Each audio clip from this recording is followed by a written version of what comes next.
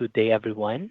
My name is RZ, and I will be your conference operator today.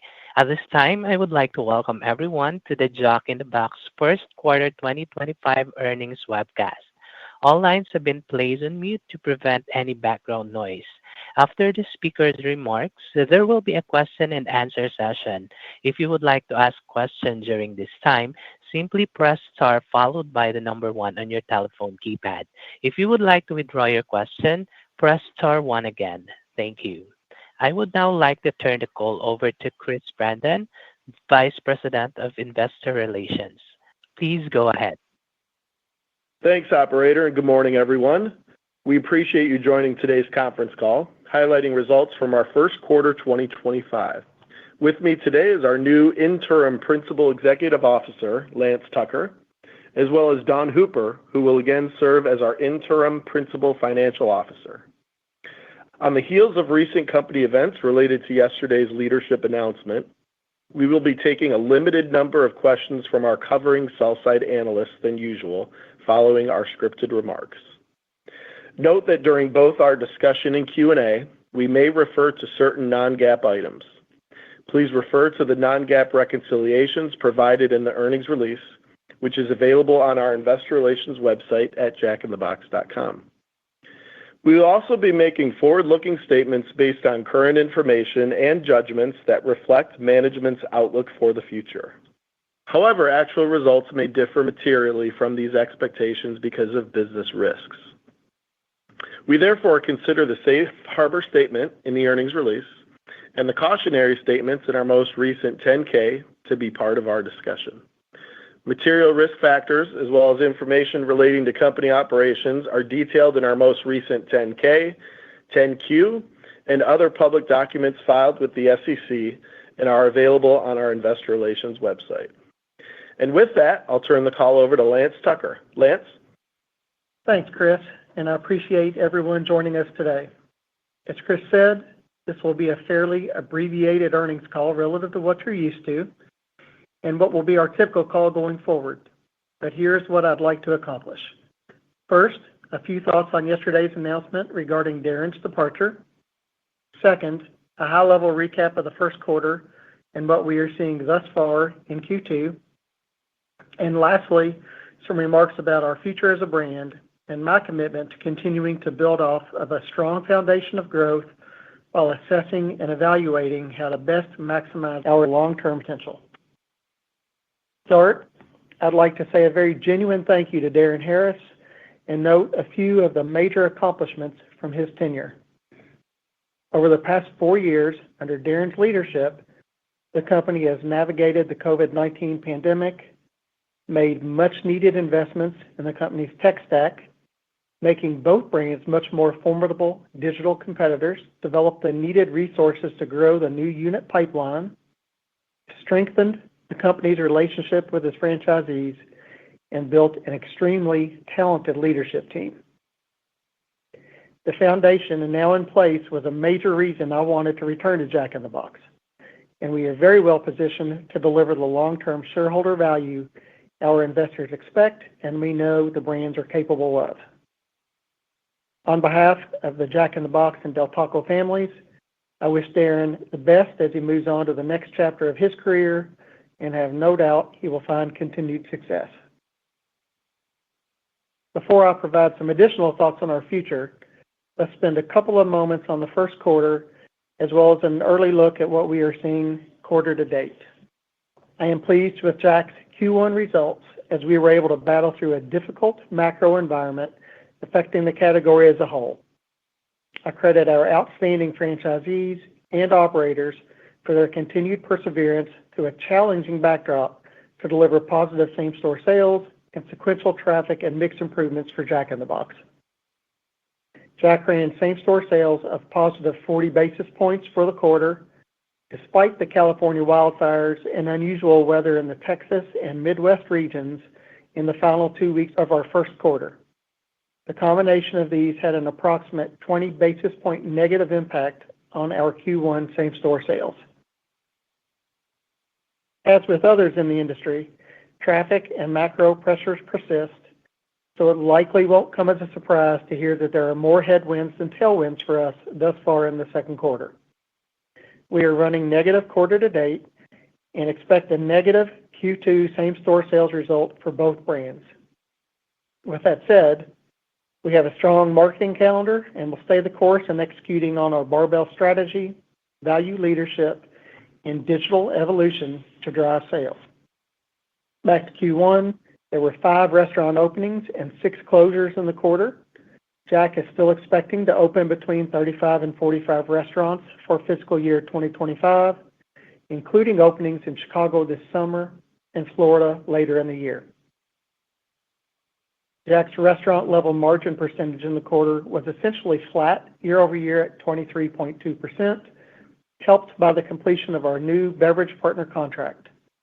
While we do expect this to be a tailwind for the remainder of the year, about $3 million or 200 basis points of the positive impact you saw on restaurant-level margin in Q1 should be viewed as a one-time benefit. For Del Taco, it was another challenging quarter with pressured same-store sales results, and Del is also expected to post negative same-store sales in the second quarter. With that said, we have seen an encouraging start to the menu optimization initiative, which rolled out system-wide in the middle of the first quarter and has driven higher attach rates and better average check. Del Taco restaurant count at quarter end was 589, with 1 opening and 6 closures during the quarter. Del Taco expects to be within our original guidance of opening 15 to 20 restaurants this fiscal year. We refranchised 13 restaurants in the first quarter, bringing Del Taco to approximately 80% franchise-owned. On a company-wide basis, we reported consolidated GAAP diluted earnings per share for the first quarter of $1.75 compared to diluted earnings per share of $1.93 in the prior year. Operating earnings per share, which includes adjustments for certain items, was $1.92 for the quarter versus $1.95 in the prior year. During the quarter, we repurchased 124,000 shares of our common stock for $5 million. As you saw in our annual guidance updates in the earnings release, we do not anticipate further repurchase activity for the year and will instead use excess funds to reduce leverage. And on that note, I would like to make a couple of comments about our 2025 guidance. Despite the more difficult start for Q2 same-store sales, we are maintaining our annual same-store sales, operating EPS, and adjusted EBITDA guidance based on our solid Q1 results. There are, however, 2 items that are being updated. First, the aforementioned share repurchase allocation that was previously $20 million will now be $5 million in total for the fiscal year, all of which was executed in the first quarter. And second, an updated capital expenditure range of $100 to $105 million for the year, representing a slight reduction as part of our ongoing assessment of capital investment. As many of you will recall from ICR, my first order of business upon returning to Jack in the Box was to evaluate our capital allocation. With just over a month under my belt, I am mid-process in my evaluation and anticipate announcing further free cash flow acceleration opportunities in the near future, likely on our next earnings call in May. So stay tuned on that front. In closing, and before we take your questions, I want to briefly make a few observations from my brief time back here at Jack in the Box so far. First and foremost, I believe we have the right leadership team and tremendous upside to drive the company forward. I feel so fortunate to be stepping into this situation surrounded by an extremely talented and driven team. Second, we are fundamentally well-positioned to drive sales and expand our brands while efficiently allocating our capital in a way that drives shareholder value. And lastly, while there is certainly work and assessment to do at both brands to maximize what they can ultimately become, the foundational investments made over the past several years were the right steps to set up the company for future success. It's been great getting back in touch with many of you within the investment community, including several sell-side analysts that I've gotten to know quite well over the years. I'm looking forward to working with you again. I'd also like to thank the board of directors of Jack in the Box for the opportunity to return and play a significant leadership role within Jack at a time when I believe our upside and ability to create shareholder value is tremendous. And lastly, thanks to all of our restaurant and corporate team members, along with our franchise partners across both brands for the passion that they bring every day to serving our guests. Thanks again for your time this afternoon. Operator, please open up the line for questions. Thank you. At this time, I would like to remind everyone, in order to ask a question, press star, then the number one on your telephone keypad, and we advise to please limit your question into one. We will pause for just a moment to compile the Q&A roster. Your first question comes from the line of Brian Bittner from Oppenheimer. Please go ahead. Thanks for taking the question.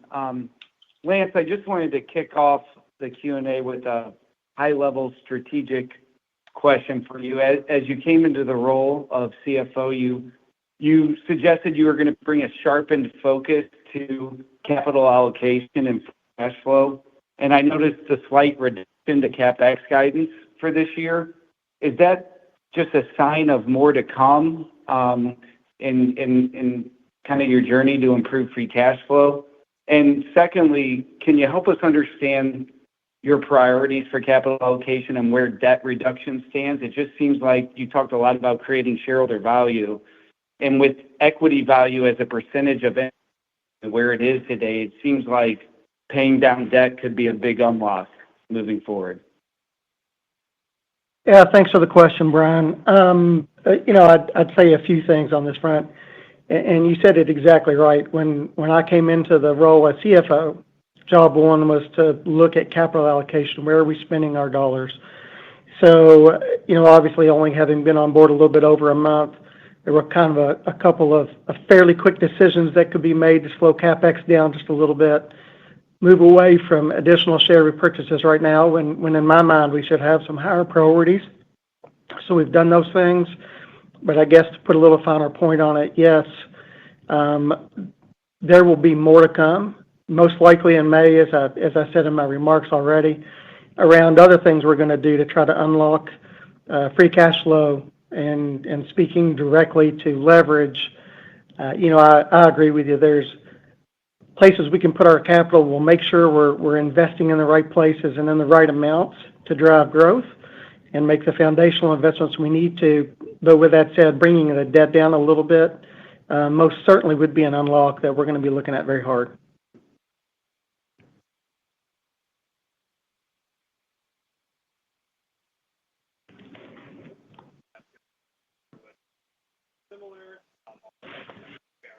Your next question comes from the line of Lauren Silberman from Deutsche Bank. Please go ahead. Thank you so much. So I just wanted to follow up on Brian's question, and then I have a regular question. The capital allocation, Jack had previously talked about ramping company store openings in certain markets. How are you assessing that strategy and whether that's the right use of capital? And then my actual question on the consumer environment. It's obviously been a challenging start to the year. Can you just talk about how you're thinking about the sales strategy for the rest of the year across both value and menu innovation and your ability to re-accelerate comps in the back half of the year? Thank you. Sure. So on company store builds, I do think there is a place for company store builds. And there are some places where we're going to be investing alongside franchisees, particularly in new markets. With that said, I think we're an asset-light company. And the plan is not to be leading the growth with corporate builds. The plan is to do them, more as a complement to some of what's happening out there with the franchisees. So I don't want to get too far ahead of myself as far as giving numbers, so I'm not going to do that. But what I will tell you is I would expect company builds to be more of a strategy we use to really seed a little bit and complement what the franchisees are doing, not as the way that's going to be the leader of the growth of Jack in the Box. If we're doing that, asset light's not really what we're doing. Relative to sales and the consumer, obviously we're seeing the same things that everybody else in the industry is seeing right now with the consumer, but I do think we're well positioned as we look at the rest of the year. We've got a good calendar. We've got good innovation. We've got value where we've always been a leader. Our digital capabilities are growing literally by the day with the investments that we're making and the work that Doug Cook and his team are doing on the IT side. So I certainly believe as we look towards the rest of the year, the goal really becomes let's reestablish the fairly positive momentum we had coming into the year and try to get this thing going positive again. Your next question comes from the line of Gregory Frankfort from Guggenheim. Please go ahead. Hey, Lance. Thanks for the question. I guess I'm curious. You have a lot of experience in the restaurant industry.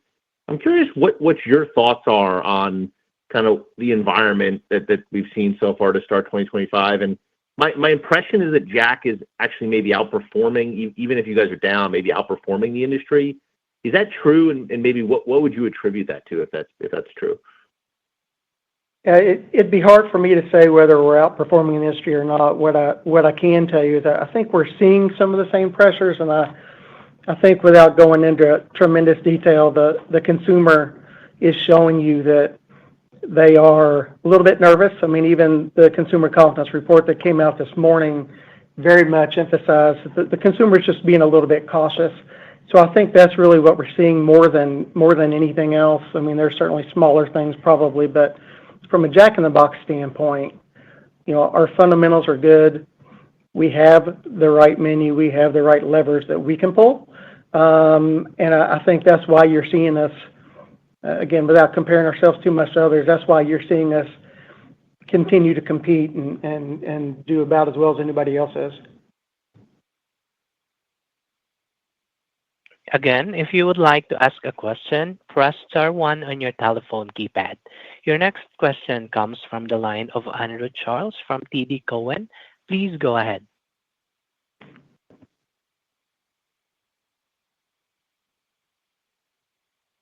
Hello, Andrew. Are you still there? Maybe you are on mute.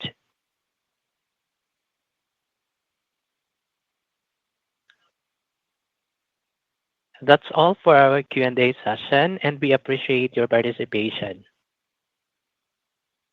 Ladies and gentlemen, that concludes today's call. Thank you all for joining. You may now disconnect.